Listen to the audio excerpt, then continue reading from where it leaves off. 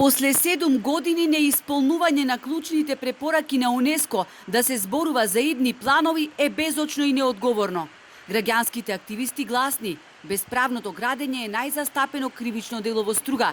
Целото крајбрежје е узурпирано и изградено со дивоградби од лица блиски до локалната власт, кои што немаат одобренија за градење, немаат договори за концесија и не плаќаат никакви надоместоци на општината.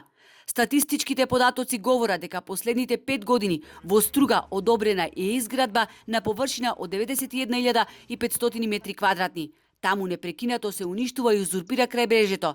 Министерката за култура, која е председател на Националната комисија на УНЕСКО, ја прашавме дали знае што се случува во Струга, но таа конфузна ги измеша не само регионите, туку и планинските масиви. Заедно со Национален парк Галичица направено е скенирање на целиот тој терен во Охридскиот регион и ќе утврдиме што е тоа што е дивоградба во општина Струга, што не независно од што општина Струга изјавува. Општина Струга и Советот на општина Струга задолжена за усвојување на деталните и генералните урбанистички планови, што значи дека тие на крајот треба да го имаат, за жал, последниот збор за каков статус ќе му дадат на тие градби.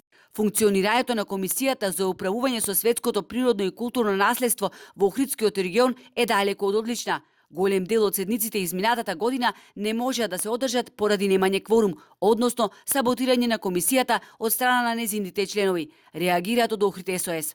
Се уште да се зборува за неусогласена легислатива како да доаѓа од некои виши сили, кажува само едно: дека оваа власт почина и остана само лош ученик кој постојано смислува изговори пред УНЕСКО и се обидува со суштински незначајни потези и лобирање да го спасува Охридскиот регион. А во суштина, да не ги попречи бизнисите на малкумина кои понатака треба да продолжат да профитираат на сметка на нашето национално и светско наследство. Комисијата за управување со светско природно и културно наследство во Охридскиот регион нема покренато нити една иницијатива.